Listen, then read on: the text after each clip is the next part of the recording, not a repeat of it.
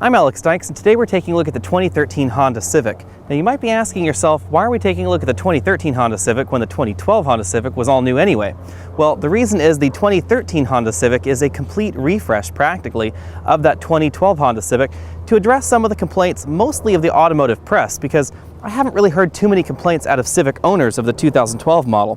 For 2013, just a year later, we get an all-new hood, all-new grille, all-new bumper, all-new headlamps, we get all-new tail lamps, all-new wheels, and a completely revised interior. So let's walk around, let's hop under the hood, and let's take a look.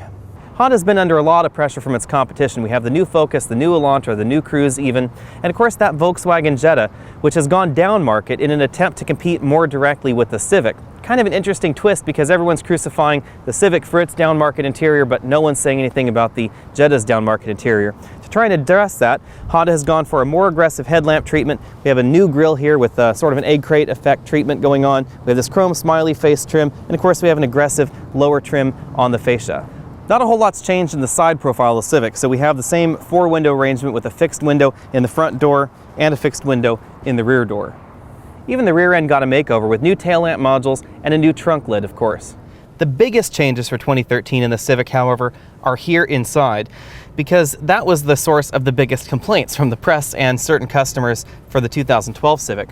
So the old Civic, you can check out some of our videos on the 2012 natural gas Civic and of course the hybrid. The old one had a what they called a rice paper effect trim on the dashboard. It got a lot of laughs, but I actually thought it was an interesting alternative to this faux cow treatment that's going on here. Pretty much everybody does this sort of faux leather look on the dashboard, and I kind of liked the rice paper because it was something different, it was unique. Yes, it was hard, yes, it was scratchy, but it was at least different.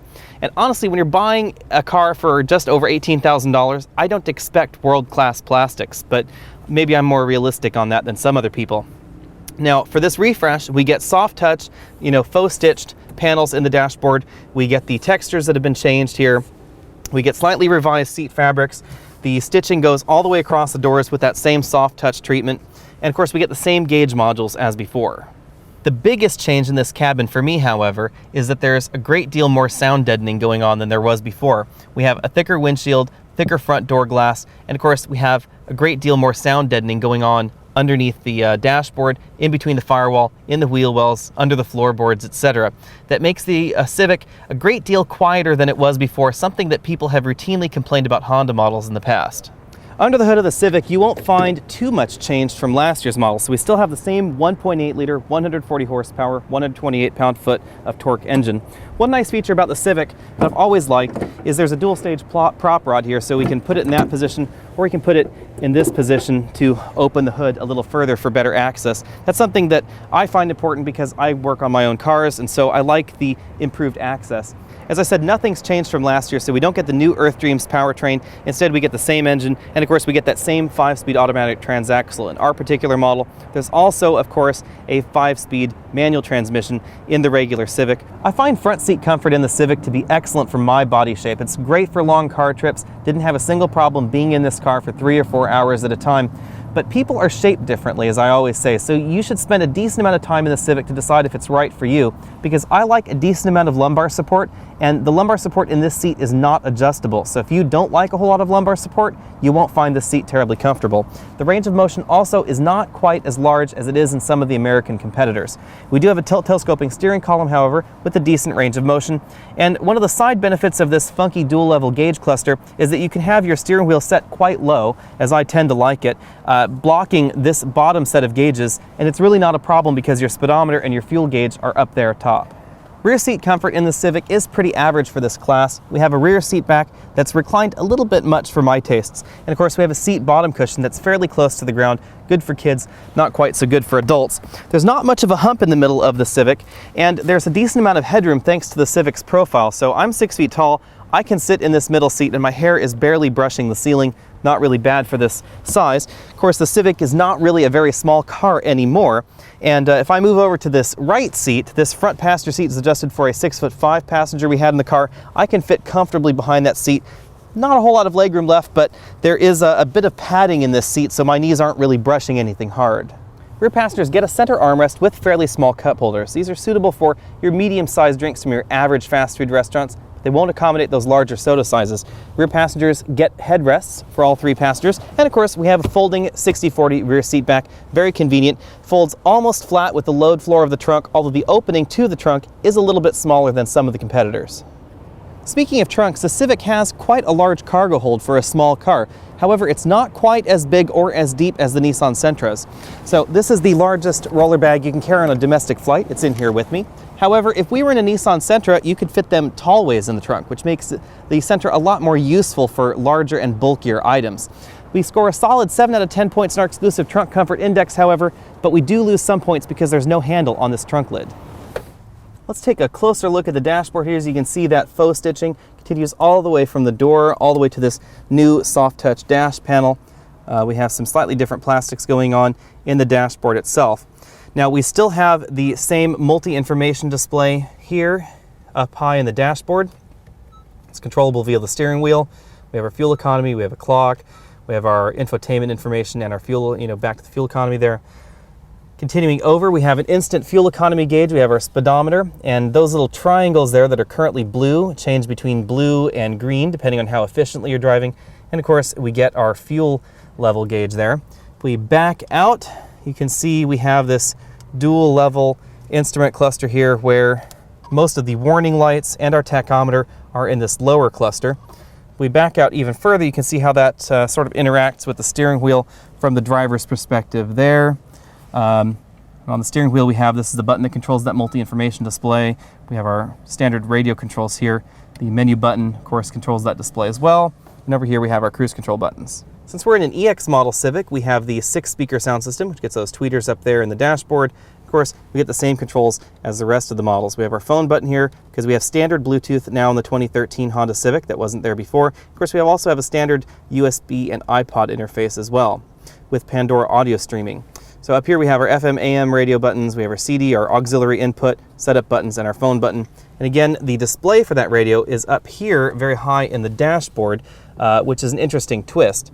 Now, if we're on our USB or iPod device, we can control that via this little multi-control knob here, so you can navigate around your iPod that way. An interesting thing with this Honda system, however, is you can also control the iDevice through the screen on the iDevice, so you're not limited to just using the system. It doesn't lock the buttons on your iDevice. Now, there are no voice commands in this system as there would be with Ford Sync or Toyota's new Entune system, but that ability to control your USB or your iDevice from the device itself makes that a lot easier to deal with. The improvements that Honda made to the sound deadening in the Civic are immediately apparent out on the road. There's not only a great deal less wind noise, but there's also less engine noise going on, something that's always been a problem in the Civic, as well as a number of other Honda models. Now, because of that change, it almost makes me wish that Honda had put the new CVT in this vehicle, because performance-wise, the Civic has never been that exciting in regular base form. The SI gets a little bit more power, but here we're 0 to 60 in about 9.7 seconds, which is fairly average for the segment. To address some of the other complaints about the 2012 model, Honda went back and they completely revised the bushings under the hood. So we get new steering bushings and certain new suspension bushings as well to try and firm up the ride in the Civic, as well as give the steering a bit crisper feel. The tweaks that Honda's made to the Civic take the Civic from being competitive if you like the Civic or you wanted a Honda, to a vehicle that's just competitive, period. Now, my personal preference in this segment would be the Nissan Sentra, primarily because of the CVT, and I find the CVT and the drivetrain in that Sentra just a little more to my liking. The Sentra has had a few initial reliability problems that haven't presented themselves in the Civic, so you should keep that in mind. Now, if Honda put that CVT in the Civic, that would be an interesting game changer, because I think that the Civic's primary competition, honestly, is not from the other manufacturers. It's really from that Honda Accord, because the Honda Accord is not much more expensive, and in our tests we've been averaging about 33.5 miles per gallon in this Civic, which is not bad mileage, mind you. That's on average, with a highway fuel economy rating of around 38 in this particular vehicle, but it's not quite as good as the Accord versus its EPA ratings and real-world mileage ratings. So in our testing on the Honda Accord with the CVT, we were getting about 31 miles per gallon. So you have a much bigger car, it's much more refined than the Civic, and it has that CVT and gets really good fuel economy. So I think that the honest competition for the Civic is really Big Brother Accord. Instead of having an endless array of a la carte options, Honda likes to bundle all their features in certain trim levels. And other than the natural gas, the hybrid, and the SI model, there are really just 3 models of the Civic that you'll find on the lot. There's the LX, the EX, and the EXL.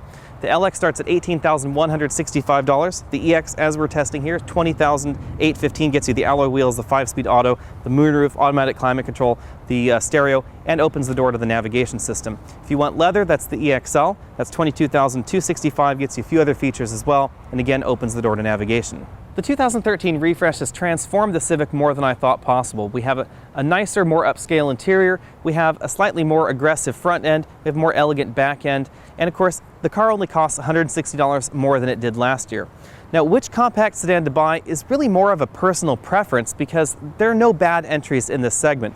I think my personal preference would be for the Sentra first and then this Civic second, primarily because of the Sentra's styling as well as the CVT in the Sentra. And I know that's a strange thing for an auto journalist to say because in general people hate CVTs, but I live up and over a 2,200-foot mountain pass, so in my daily driving, the CVT makes an awful lot of sense.